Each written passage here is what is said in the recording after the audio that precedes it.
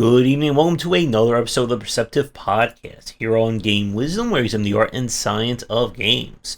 We have another developer interview lined up this week, as we're going to be talking with Thomas Noppers, who has been working on kind of a digital version of a tabletop game. We'll be talking about that, pixel art, and a whole lot more. So, Thomas, thank you for coming on, and how are you doing today?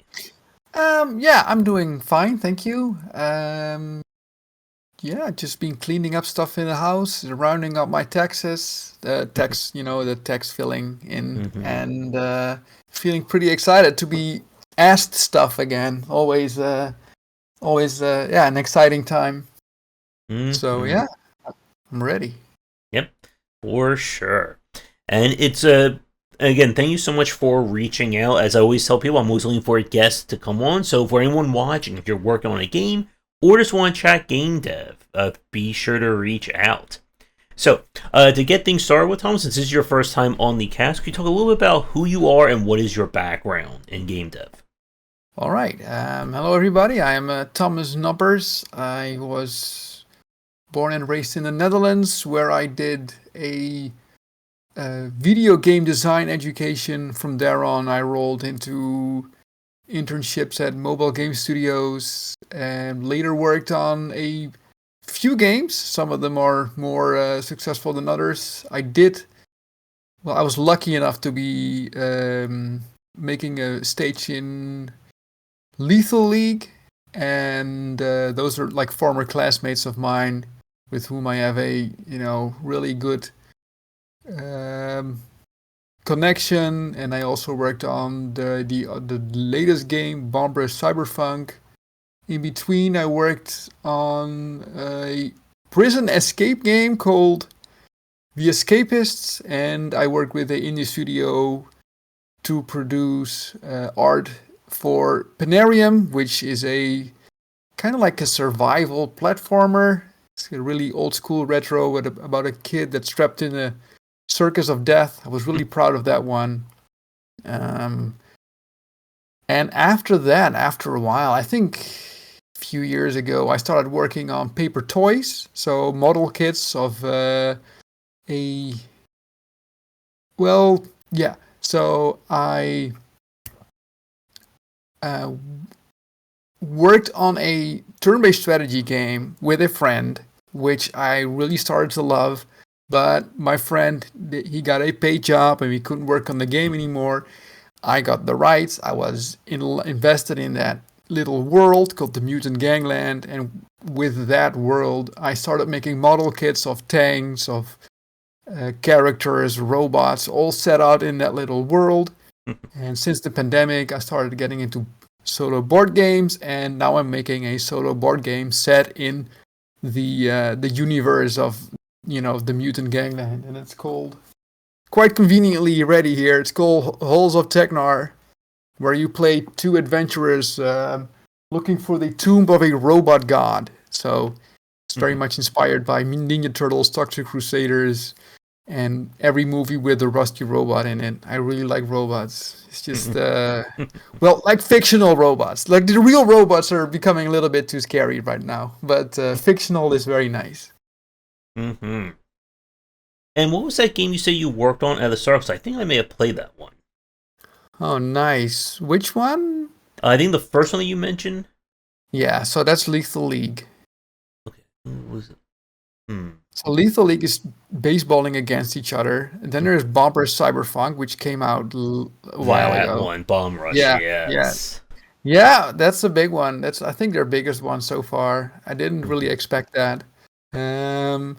I still say there because I basically only made a billboard in it, but I'm still extremely proud to be featured in that game. And it's in the first level. You can walk right up to it, you'll see it. It's like a robot with a big gun.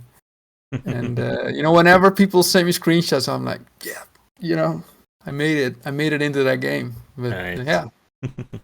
Yeah. So, with Halls of Teknor, then. For people watching or people listening to us, so this is going to be, you mentioned like when we were talking, is this going to be a digital tabletop game, or is this going to be something you have digital and will also be physical at some point? So it is actually like the end product is a board game, but I'm testing it on. I want to have like as many people as possible be able Mhm. to test it. So I do make digital prototypes, which are on Tabletop Simulator, Tabletopia, and probably possibly the third one. It's called I think Tabletop World or something. But it's digital in order to test it. Okay. And I guess in terms of like design, as we were talking about before the cast, so you have a lot of interest in video game design. You're also now Yeah, dabbling in tabletop design. So yeah, I guess as a question, like, because I'm sure people watching may be wondering this, because again, like when we talk about kind of the disciplines of design, there's certainly a lot that you can like go into yeah, between like thinking about things digitally and thinking about things tabletop wise. yeah. How like does it like change your way of thinking? Do you have to like kind of like switch between tabletop thinking and digital thinking, or do you have it kind of like everything all works at once? So, um, I really like turn-based strategy video games, Hmm. and you know, there are some video games that are a lot different than board games, but turn-based strategy games are already kind of a little bit closer than, say, Devil May Cry or Tekken or Street Fighter. Um, what I did walk into is that um, during the pandemic, when I started playing a lot of solo games and a lot of got the idea to make an own, dungeon crawler board game. I It was also inspired on Souls likes. Like I think at that time I played a lot of Bloodborne and a lot of Dark Souls 3, and the board game I have initially had like a loop where you go into a dungeon and you take all that loot and you have to bring that back. Um, So when you play those video games, the Souls likes, you have this constant tension that you really want to go a little bit further, but you have all this money with you, and if you die, you lose all that money, and that tension of going, a little bit that that push your luck kind of uncomfortable feeling that you all sometimes have during Souls like it's hard to reproduce in the board game that I'm making because it's just slower. You have to do all these actions, and in video games, there's just this walking, and you walk further. And in board games, you have to do all the steps and all the upkeep and all the so that really that adrenaline that you sometimes work with in video games doesn't really apply or come up as much in my experience Hmm. in board games. So video games they work a lot with adrenaline and really short feedback loops, and you cannot get short feedback loops for adrenaline in board games. I mean, I can't, and I also haven't experienced in board games that I played. So I think that's a big difference. Yeah.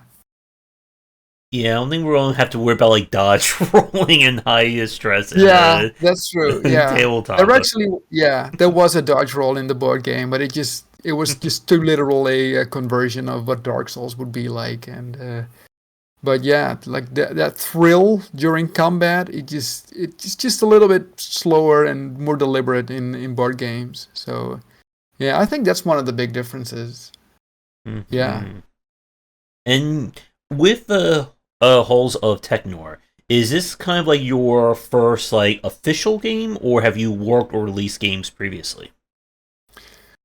Um. Well, it's my first board game. Okay. Yeah. Ironically, I did um my intake assignment for game design education that was actually to come up with a super small board game. I think I did one board game during my studies, like internally in school, but this is actually the first board game that I'm working on. Yeah, Hmm. So, after having yeah, oh, played a few. Yeah, sorry. that's all After right. you? I was gonna say, so, what kind of like attracted you to making like this as your first game? Like, what kind of like inspired you in that respect?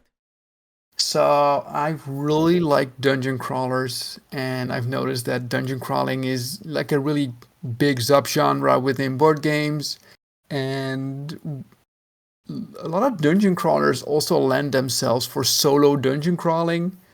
And during the pandemic, that just was something that really started to that need started to grow among people. So I used to play a lot of Magic the Gathering, and I used to go to a game night every Tuesday during 2019. You couldn't do that anymore during the years after. So a lot of people shifted their hobbies and dropped hobbies and picked up new ones. And I think I picked up solo board gaming, played a lot of Blackstone Fortress and Silver Tower, and a lot of Games Workshop games really. And from there on grew the idea of like, maybe I can make a board game myself, a solo board game for players, and I can finally put all my characters in there and put all the robots in there and come up with a challenging combat system. Because so when Mutant Gangland, like the video game prototype, sort of halted, I really still wanted to make that in some kind of form. And developing, for me, programming is really difficult. And I was like, well, maybe I can just, do a board game. So there was a turn-based strategy combat game with player versus player. And during the lockdowns, that really shifted towards a solo board game that one or two people can play. So it's also a little bit of a strategic element to it. Like, maybe marketing-wise, one or two players is not, is a interesting new market. Mm-hmm. That's what I thought, but I'm not an expert. But yeah. And how long have you been working on it for? Oh wow! I guess since 2021. So it's like it morphed from one sort of prototype into another. But I think the title Halls of Teknor is since I think 21 or 22. That's when it really started to like, okay, how do we call it? Make the logo, define the characters, and the world. That's already, yeah. I think that's 2 or 3 years ago. Okay. And with the design of it, one thing that I wanted to ask you about, as you said a few minutes ago, you were inspired by like dungeon crawlers. You of course mentioned like Souls-likes, games that are designed around kind of stress. Again, as we said, like adrenaline. Now, obviously, as we said, you can't exactly instill like button mashing and APM into a tabletop game. But for Halls of Teknor, like, how are you building, or have you built like the mechanics to try and like emulate or give that element of stress or danger to it? So my all-time favorite game is Dungeon Quest, and it is a household favorite with us. It is a game where you play an adventurer and you go into a dungeon and you compete with 3 other adventurers. They all walk their own path, and the goal is to survive, make it out of that dungeon with the most gold, more gold than any other player. And the deeper you go into the dungeon, the longer the way back is, because there's also a timer. After I think 30 rounds, the dragon wakes up and kills everybody. And the dragon sleeps somewhere in the center of the dungeon. You can go there and try to loot the dragon, but there's a mini game where you maybe wake him up and he sets you aflame and you lose all of your loot. And that's really a big push your luck game, and I try to include all the push your luck stuff that I saw in Dungeon Quest and also in the Souls likes, where you have that loot or those souls or embers or whatever you call it in that particular game, and you want to go deeper, but you also want to go back. That tension is something that I try to put in, but maybe the game is just a little bit too slow for that. But I do try to get that push your luck feeling of, do we go deeper or do we go back into the board game? And I gotta say, it's kind of difficult, like I said, to make it, you don't have the adrenaline, but you do have those moments where there is peace and you have a moment to think, okay, I just slayed a few monsters. This would be a perfect moment to go back Do we go back or not? And yeah, actually, I hope they make the wrong choice. I hope the players make the wrong choice and they get greedy. But as from what I've seen in playtest sessions, the players, they usually play very conservatively and go back because a session takes so long. I think if you do shorter sessions, maybe you can have that, that video gamey tension. But yeah, there's also something very interesting about taking a lot of time to think about an attack or whether you not want to do an attack or yeah. So I guess it's difficult. So like I said, I think I try to put more wisdom. So I want to it's difficult because I want it to feel like it's Souls-like, but also I take a lot of knowledge from other board games and other turn-based strategy games where you have this time to think about your move, and then you consider some options, and then you just roll the dice. And no, it's not really. I don't have a clear-cut answer. There's not really I haven't figured it out yet, so that's really not the real answer. Okay. I mean, if you play a game like Raz, there's no board game that will ever get close to that. You played Raz, the one where you fly inside. It's a Sega game where you fly inside and it's like rhythmic, and oh man, that was one of those eye-opening experiences for me. Oh yeah, one of my favorites too. Yeah, but carry on. And I guess in terms of beginning to build a tabletop game, again, if you've spoken to any, or for people listening, if you've spoken to any developer, one of the things that you'll hear often is the table prototyping, building a tabletop version of your game is always a great way to start, and a great way to start kind of building and feeling the mechanics that are in your head. With Halls of Teknor, and I guess with beginning your game dev journey, what was it like? Was there anything special or anything that kind of saw to you in terms of building the actual prototype or actually putting something to paper or building the rules like that? Yeah. So I noticed that in this board game, it started out as one game, and it slowly merged to another. So I really, I do think I start out with that's the feeling that I want. That's the feeling that I'm chasing, inside it. So I play Dungeon Quest. I'm here it goes again, that carrying that loot and wanting to go deeper, but also wanting to go back. That's what I want in Halls of Teknor. So how do we replicate that? And how do we throw players for a loop with randomization? So there were random tiles and, random enemies, and there was all kinds of... It was really like a roguelike. But now it's sort of changed into another sort of game. So I do kind of go with the flow and see what players like. While it's a delicate balance between really being okay, this is the type of game that I really want to have, and also getting player feedback and you being surprised by what people do, and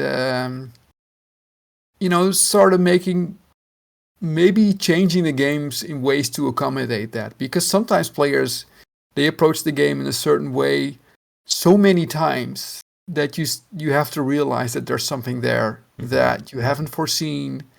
And even though, you want your game to be a push your luck game, this could also be more of a deliberate, meaty dice combat game, and that's what it slowly graduated into, or gradually changed into. That's all through player feedback. And, I guess at times, because I'm just one person making an entire board game, sometimes I look at it from the game designer point of view, but sometimes I also look at it from the illustrator or the storyteller point of view, and I'm like, well, as long as this game has these two characters, these two heroes in it, and there will be cool robots, and there will be cool lore for players to discover. The mechanics, they can kind of change, but yeah. So yeah, I don't really start out with a vision. It's no. And yeah, like with playtesting, again, like Yeah. I've spoken to developers with playtesting in terms of the digital format, but Yeah. getting people to kind of playtest a tabletop game, were there any like interesting challenges or hurdles you had to clear for it? Pooh. So to get my board game online, or to get my board game digitalized, or I would say just in terms of getting feedback and like having people play it. So getting feedback, it used to be really easy because I had a newsletter and I was on Twitter a lot. That was the last time around. Now this time, my reach has really shrunken because I stepped away from Twitter and moved on to new platforms, or newer, like Mastodon and Blue Sky, where I think I met you, which is a great place, more wholesome and less toxic, but also a lot smaller in terms of reach for me. And Google made some changes to their newsletter, or changes to how the way their inbox behaves, which causes a lot of newsletters to land into the junk email or straightforwardly bounce. So my reach has kind of shrunken, but yeah, it was really cool to have complete strangers in the previous round of the previous prototype round, play my game and just giving feedback. So the first round was kind of difficult because I'm basically asking people to play a mini campaign game, which is just several hours. You have to be a really big fan in order to do that for an internet stranger. Not a lot of people did that. And then I said, like, well, if you invest some hours in my stuff, then I could invest some hours in you. So I said to people, like, whoever plays my game and to the last level and fills in this feedback form, they can also request free artwork done by me. They can request anything they like. And a lot of people did respond to that. So I had a year where I get, like, I think 10 people that I'd never seen before or never met before, just reach out to me like, hey, I want, play your game. They made art requests, so I've been making a lot of drawings and getting a lot of feedback forms back. And that was really, really, that was a really good moment. That was really useful. Yeah, and I hope to do that again. And for people listening to us right now, in terms of digitizing Halls of Teknor, what have you used, or where is it like currently available in terms of being digitized? So right now, you catch me at a difficult moment because I have not made yet the Tabletopia version, and Tabletopia is the free version. And I kind of underestimated how many people played the free version as opposed to how many people played on Tabletop Simulator.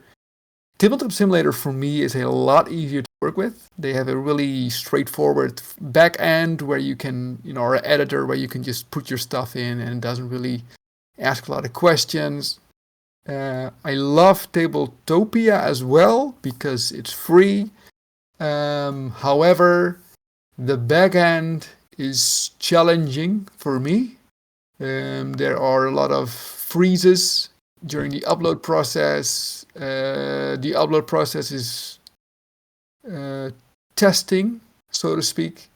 So that's really difficult.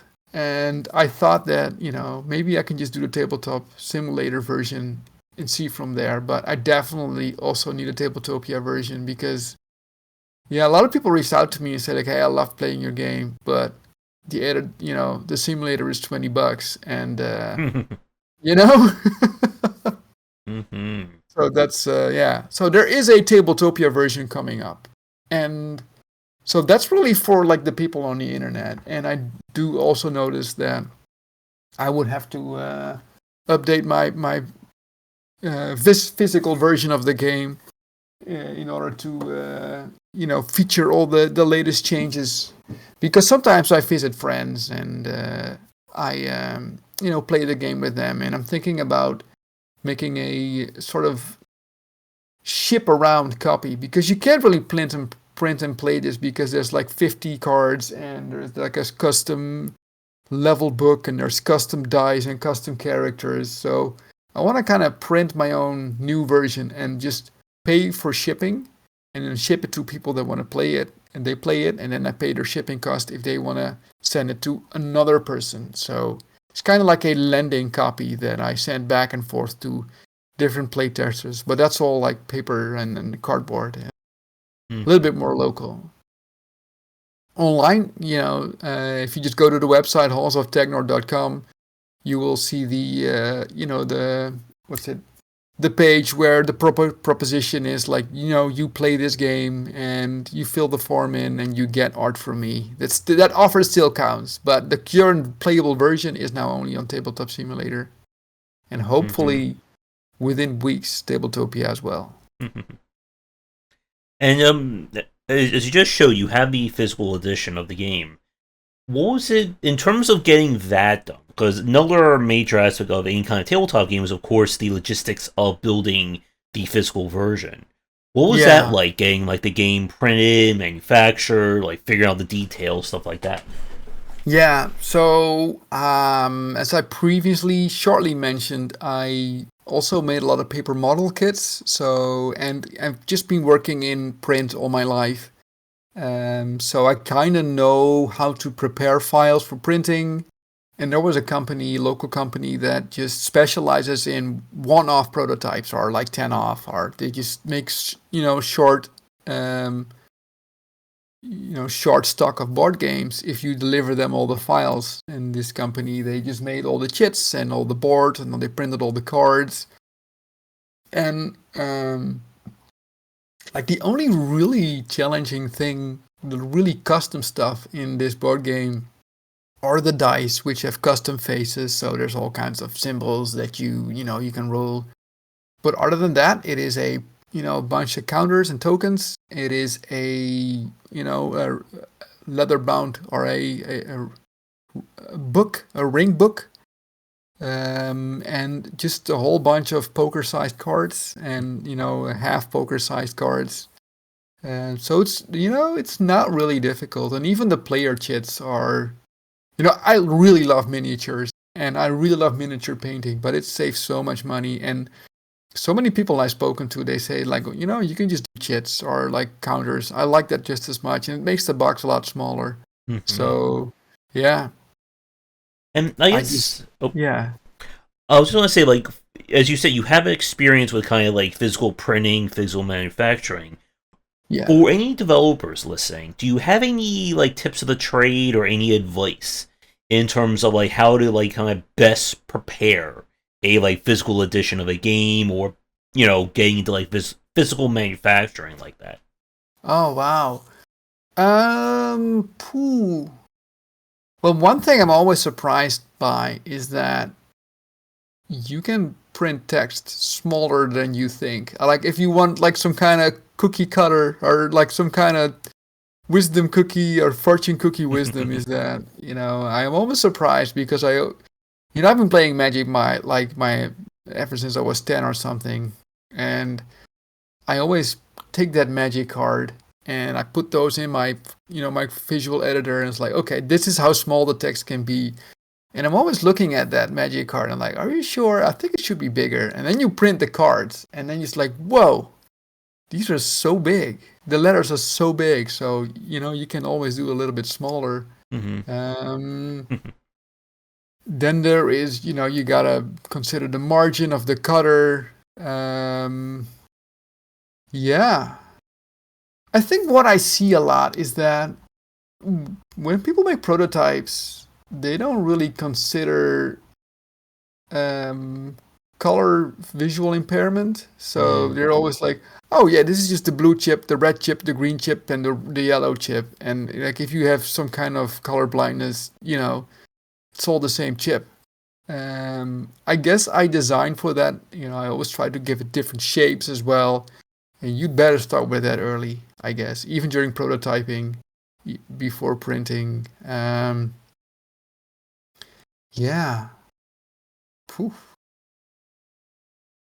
If you have anything laser cut, it will smell like fire. That's just forever. That's just one. That's just one tip for me. That's yeah. Other than that, poof. That's a good question. I think it's I think it's better, if you print cards, don't do a custom size, just do poker size or Euro poker or whatever card size, your local company does. That's probably for the best, because then you can fit them in sleeves that are just easy to make, and you can fit them in deck boxes that are easy to make. I guess, yeah. I guess that's one. I always use Magic card size, which is Euro Poker. I use that one as all my cards are that size because it fits in Magic sleeves, and it's so much easier. You can fit 9 of them on a page, stuff like that. And then you can compare, like Magic. You can look at Magic cards and say, okay, this is how small text can be. I guess that's it. Yeah. Yeah, and again, like making sure you have like the sizing right, colors, and all that. Yeah. Is one of those things that you don't necessarily think about in terms of digital, because again, if there's an issue, you can patch it, you can alter it any which way. Yeah. Tabletop, again, or any kind of physical thing, you make a mistake at the printing, you're kind of stuck with like how many thousands of copies or whatever you've ordered. It still happens. It still happens in board games. And then you just like, oh, this doesn't really look right. And then you look online and there's like this FAQ, or frequently asked questions, and there's like, oh no, this rule is different. Are they like 2 years later they make a second edition, and then the problem is fixed. But it still happens, and I'm just amazed by like proofreading. So I worked on a custom quest for a Warhammer Quest game. It's just a quest book, and I've read it like front to back 16 times, and it's like, it's bug free, right? There's no mistakes. And then I sent it to a friend of mine, and he checked it, and he got out all the mistakes, and he gave it back to me.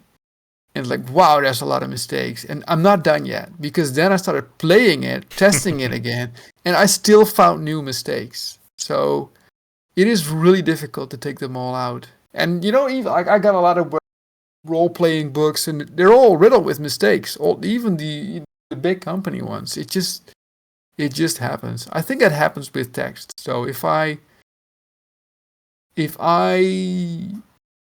consider myself, if I would make mistakes somewhere, it would definitely be in text consistency and internal logic of rules and stuff. It happens in the textbook, and almost never in the component. So if you want quality assurance somewhere, get it on the textbook. Get it, on the rule book or on the textbook. That's where it matters. Mm-hmm. Yeah, and like for me, like I do a lot of like play testing of digital games. I tend to find bugs every which way. Yeah, I'm the one they just happen to you. Yeah, I'm the one that I will find like a game crashing bug in the middle of a stream of a game. I just wonder if I were to try to like play a tabletop game, maybe it will like just like spontaneously combust as I'm trying to play it. That happens sometimes. It's I think I had one during the stream, and I think it's often I just demoed the game on a convention, and I just read out a card out loud, and I was like, wait a minute. You can't even do this because it introduces some kind of mechanic that doesn't even exist anymore in other cards or anything like that. But most of the time, people don't care. They're like, oh yeah, well, sure. We'll just think around it. So it's, it's probably fine during prototype. But yeah, bugs happen. They just happen. No matter what you do. Yep. That's true. Yeah. So, one thing that you mentioned, like kind of when we were first starting to talk, that you also have an interest in pixel art, right, and pixel design. Oh yeah. That's what I started as, because I worked in that mobile game studio. Yeah, and it was during the Nokia days, like during the just screen started to get colors, and it was like the smartphone. I think pre-smartphone era, and like post worm or post what's it called, snake. And I had to make pixel art for that, and I really fell in love with the art form, which I actually continued all the way down to my papercraft model kits, which also have like a really rough pixel art stuff, and trying to experiment more with it. So it used to be just flat out pixel art and game graphics, and now it's like, pixel art on three-dimensional objects, which I guess it's what other people call voxel art. So yeah, I really love pixel art graphics. Yeah. And like for like someone like me, someone who plays lots and lots of indie games. I've had a chance to see so many different examples of it, and it is one of those things. I think like a few years ago, I think there was this like general like dismissiveness of pixel art, at least from all mainstream fans. There was like kind of like that period where everyone thought, oh, if it's a pixel art game, then it's some kind of lazy game, or kind of like the whole Unity was trash or Unity was shovelware opinion of like the last like 5-7 years. But yeah, I think we have seen like both with Unity and with pixel art a real like turnaround on that. There have been some like phenomenal examples of pixel art games over the last like I would say like 3 to 5 years. Stuff like The Messenger. There's been like a few that I've played. There's been a lot that I play. So all these names are just escaping me at the moment. Yeah. So the reason I think pixel art games there's so many of them is because it is. I mean, speaking for myself, it is so much fun to make pixel art. And if you're an artist, you just start making stuff and you're really like, wow, I could make a whole damn game with this. And I think that's how most of these pixel art games start, because it's just so much fun. It's just so much fun to work. It's just such a nice medium to, create in.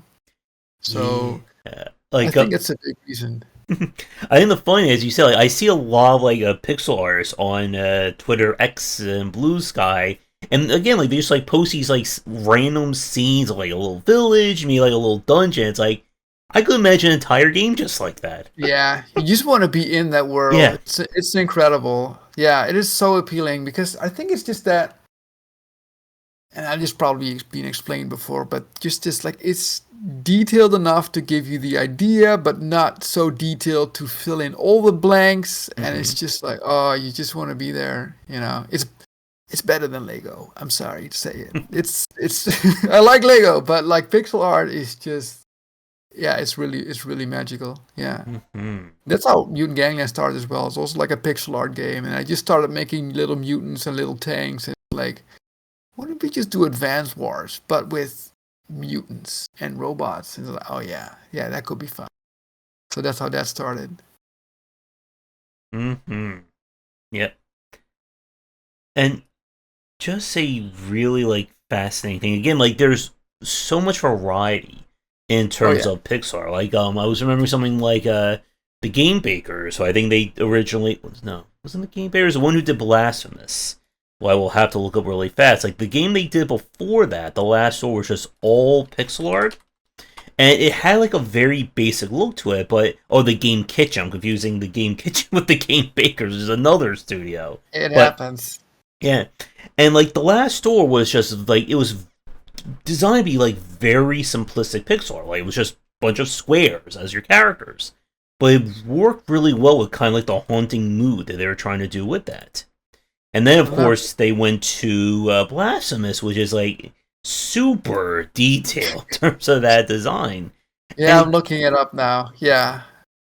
And again, it's such a interesting thing about just how wide that net is when it comes to pixel art quality and just pixel art variety. Oh yeah, that's Blasphemous. Yeah, Blasphemous 2 is pixel art as well. Yeah.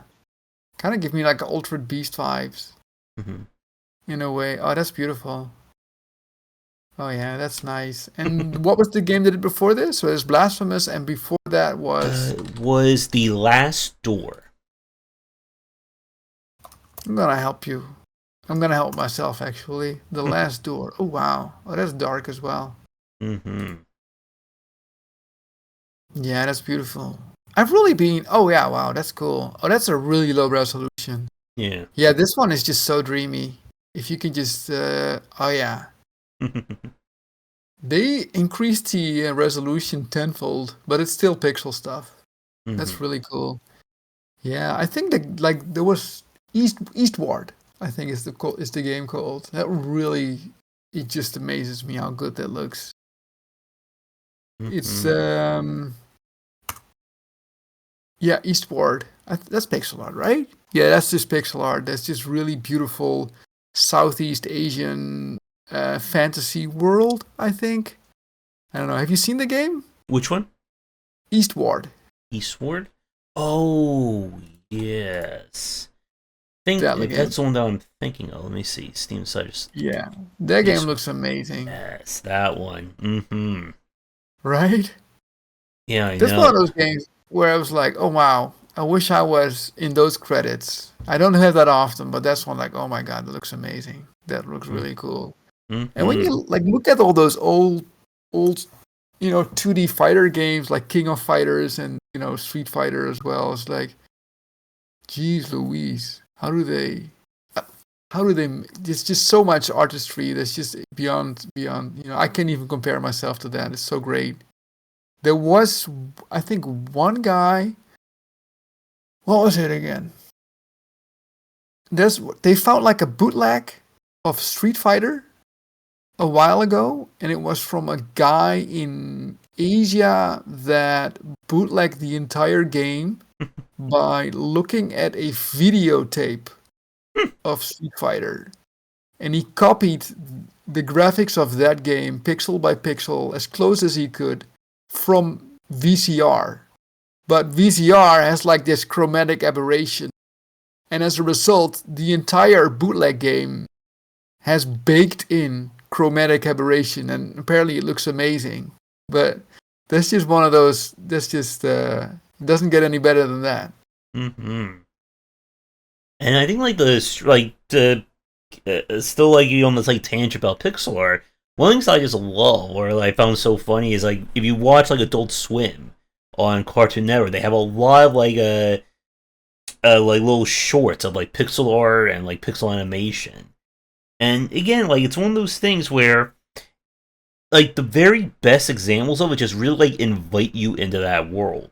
Like I was saying earlier, like there's so many examples of pixel art on social media. So it's like they don't even have a game. It's just here's just like 3 scenes I made in pixel art. And I'm like, yeah, I would play a game just in this style alone. Yeah, and I think what counts for pixel art is also counts for like in a like I said, it's so much fun to make.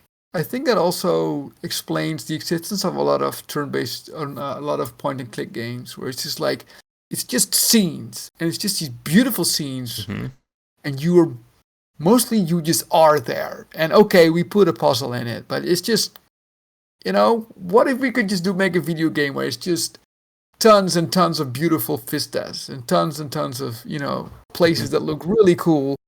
I think that explains the existence of a lot of those games. As a person that loves graphic art, point and click games, they're so much fun.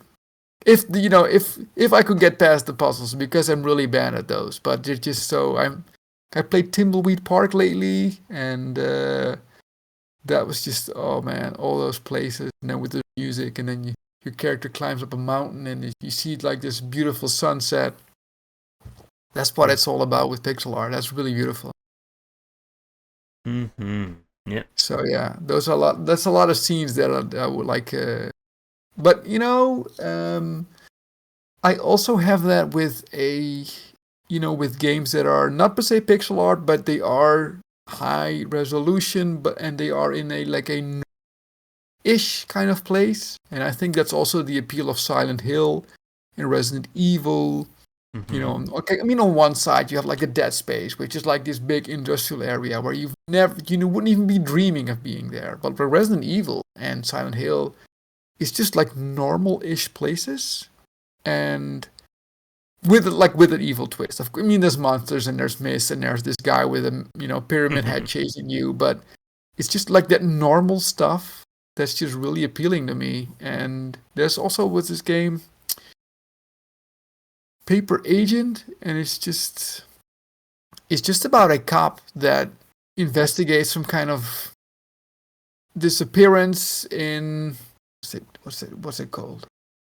I have it in my library, and it's just cartoon characters, but it's just mostly diners and truck stops and libraries, and I just love all that normal-ish kind of love those normal settings because it's very you can picture yourself being there even more, if that makes sense. Mm-hmm. I just played an adventure game, Slender Threads. It's kind of like a Twin Peaks kind of point-and-click adventure, which was really nice. There you go. It had to come up. Twin Peaks. Yeah, that's true. That is a game. Yeah. Oh yeah, and the game that you mentioned, the Paper Agent, that was the one from Telltale, right? From like a few years ago? Not sure. I'm looking at my Steam library. Puzzle Agent. So Puzzle Agent is by Nelson Tethers, Puzzle Agent. And it's just I think there's a cartoonist that worked on this. It's basically his style and then an entire game. Yeah. Mm-hmm. And I think it takes place in Alaska, and eventually I think there's gnomes, and they sort of run the place. I don't remember it well, but just like those beautiful sunsets, normal places. There's a twist, but you can imagine yourself being there, and it's just really appealing. And a lot of point-and-click games have that, and apparently also Silent Hill. Apart from all the mist and the Yeah, and I think for me, like you mentioned, of course, voxels earlier. Like, there's been some like really beautiful games using voxel over the last few years.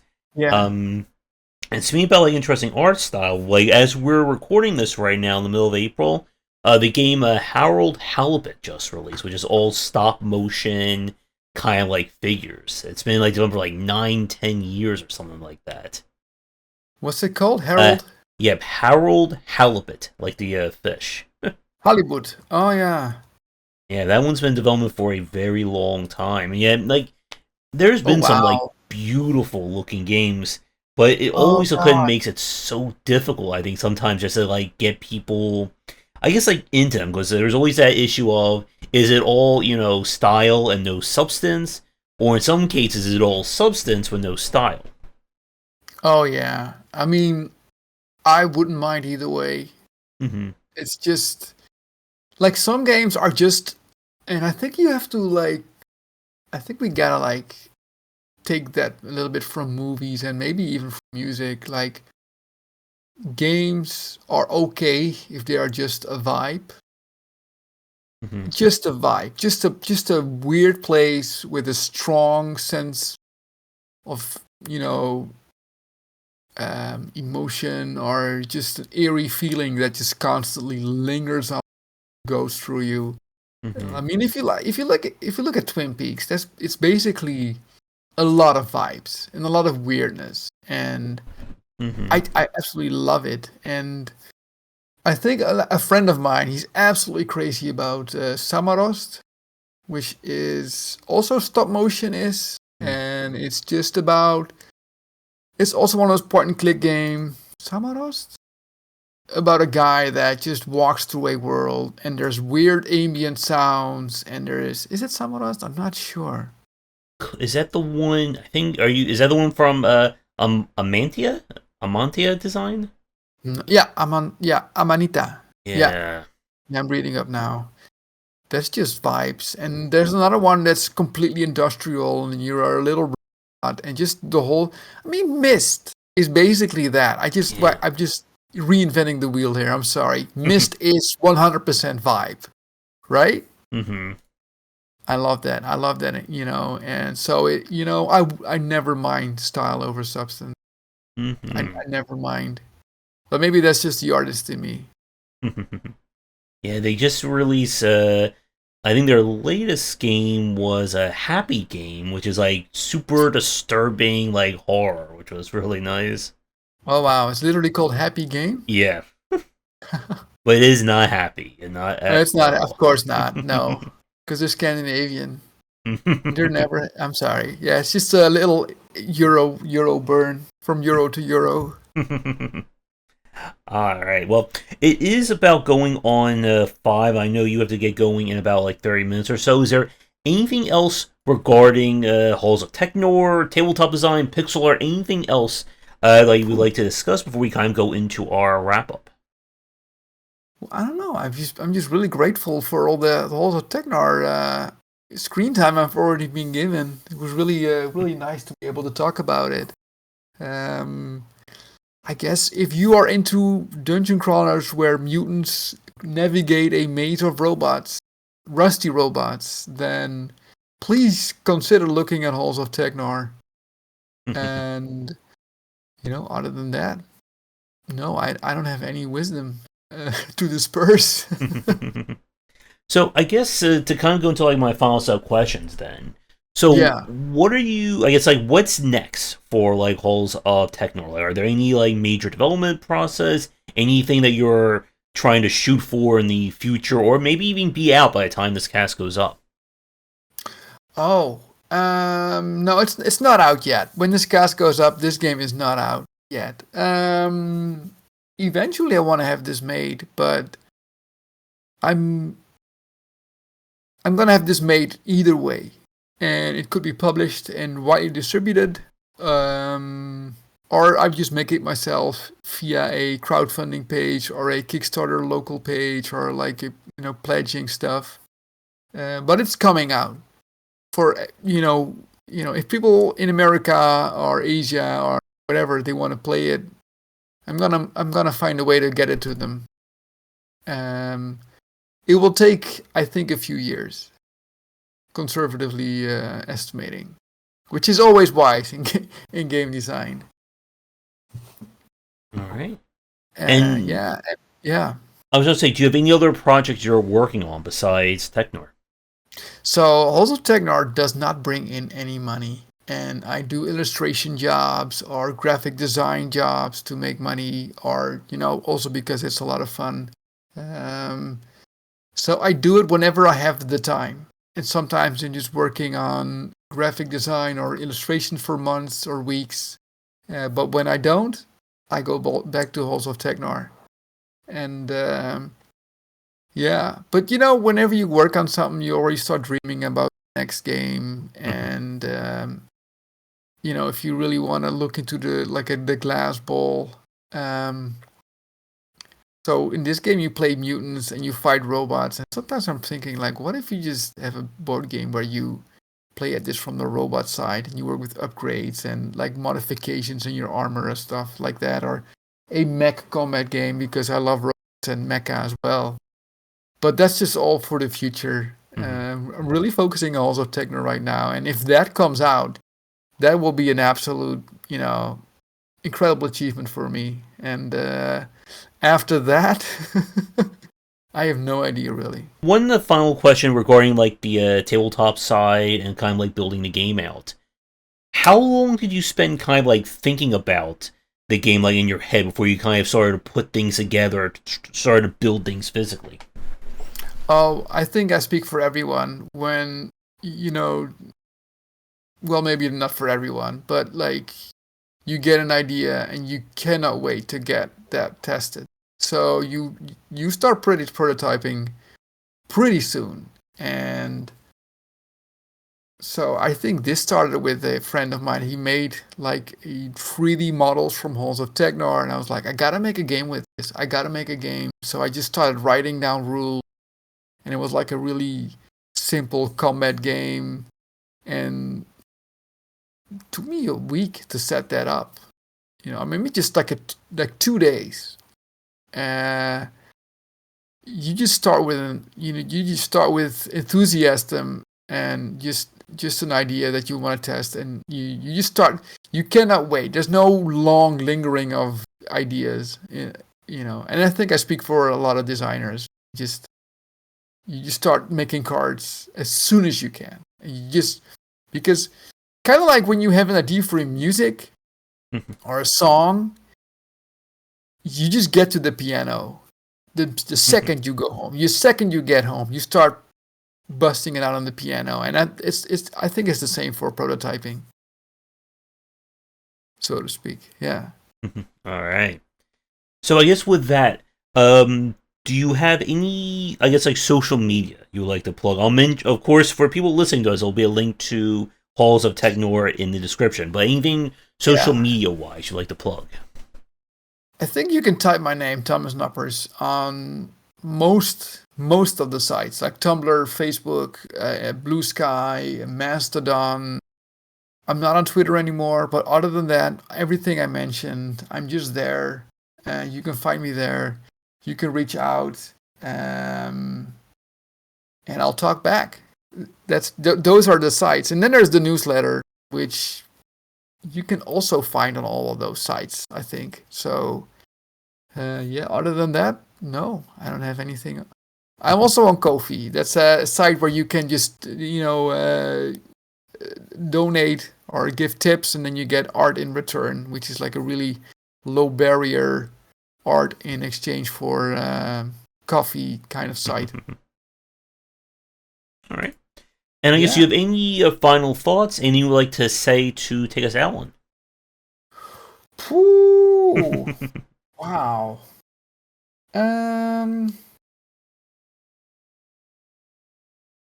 God.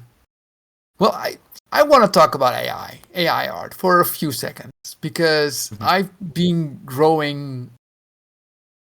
I thought at first that seeing AI art would make me appreciate art less, but I appreciate hand-drawn art so much more now. And even bad art, even shitty art, if that's even a thing, even if it's art that's technically not great, if somebody makes it, I now get more excited when I see it. So do not get disparaged, artists out there. You are never out of use. If that's My English is not my natural language, but there will always be place for hand-drawn art. I think that's my advice. You never, And again, like for me, like I love like kind of like the hand-drawn kind of style in a lot of video games. Yeah. Oh my goodness, there's a game that I played last year that was like all done the style of like someone like sketching stuff in a notebook. I can't remember the name of it though, and that's going to drive me crazy for like the rest of tonight because I'm going to be trying to find it among like 2,000 games in my library to see if I can figure out where it was. I have this with a song that's stuck in my head since childhood, and I cannot find it. I know exactly the lyrics. I typed it in, I can't find it, but yeah. So I know how that feels. It's just, yeah. Yeah. Yep, and yeah, like with the whole subject of like AI art, there's gonna be something I think is, and we're even seeing like a month or two ago, I was seeing there's like AI game design. You just type a prompt in, it makes a platformer level. I was just like watching that, which is like hurting my soul as someone who's not only wrote a book on platforming design, but again talks game dev all the time. So it was just like, my mind was just like filling with all the issues I was seeing with like a 10-second clip. Yeah, I know. There's a lot of things wrong with it, but it's kind of weird to like you see people that you trust to have like aligned their opinion with yours or like kind of feel like-minded, and then they just turn out to be looking at certain topics in a different way. But a friend of mine, he just showed me a prototype of his mecha game, or like, well, not his prototype. He just it's like an ongoing game where he keeps building and building. It's called Gearhead Caramel. It's like an amazing narrative mecha strategy game. And he made some new buildings, and he showed me screenshots. I was like, oh god, those are cool buildings, cool shape. And he's like, yeah, that's the buildings that I grew up in. Those are the houses from my street. And AI art could never put their childhood houses in their video games. AI, there's no algorithm that can put their childhood in a video game the way that a real person does. So it's like, okay, well, that was just really nice realization. Like, okay, AI could never, and they never will. So I did find the name of that game. It was cool, nice. RPG Time: The Legend of Wright. Wright. If you look up that one, your mind will get blown by like the art style of it. Oh, The Legend of Wright. Oh, that's a. Oh wow. Oh, that's new. Yeah, it came Holy out moly. 2 years ago, and yeah. Wow, that's a hidden gem. Oh, it's Etch a Sketch. Oh, that looks cool. Oh god. Wow. Mm-hmm. You know, one day AI can make this. Maybe not well, but convincingly so, and it will still not feel the same to me. I mean, of course, there's some illusion. Like if you pretend like, oh, I am a person and I made this game hand by hand and I made all these decisions, I will step into your game in another way, and you will have me fooled. But I would have a good time. Like, okay, wow, these are the choices that he made. These are the things that this player left out, and oh wow, they put their, they put a house in there, a particular house. Why did they choose this house? But the second you tell me that this is AI generated, I just lose every interest. I just don't care anymore. No human was involved. Nobody cared to write this. Yeah. Why should I read it? Yeah. But and yeah. Again, we could certainly talk about this for a few hours. Oh yeah, this is a topic. This is what we should have started with. Yeah, this is a topic. Yeah, we picked the long one for like the wrap up, of course. Yeah. But yeah, if you're free in the future, Thomas, I'd love to have you back on. We can chat more about this, and I'm sure anything else that comes to mind. Yeah, this was a good time. So I'm pretty sure I'm up for it. And I wish you for this, the time that I've been giving to rant on about my game. No so that's been very nice. Yeah. All right. Well, Thomas, I think with that we'll wrap things up. I know we have a time zone difference. I'm sure you have to go to bed soon, so I don't want to keep you all night.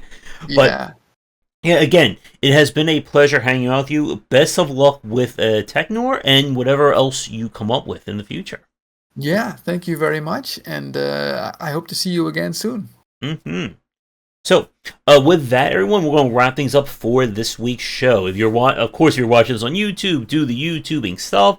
Check out Discord, Patreon. Support will go towards getting more daily streaming. Buy all the copies of the book as my shameless plug of the night. You'll find links to Thomas's site and Halls of Teknor down below, so be sure to check those out. And as I said at the start, if you are a developer working on a game or just want to talk game dev, I am always looking for a guest, so feel free to reach out any which way you see fit. So with that said, everyone, thanks again for watching, and come back for daily discussions on game design here and on Game Wisdom, where you some of the art and science of games. Until our next show, have a great night.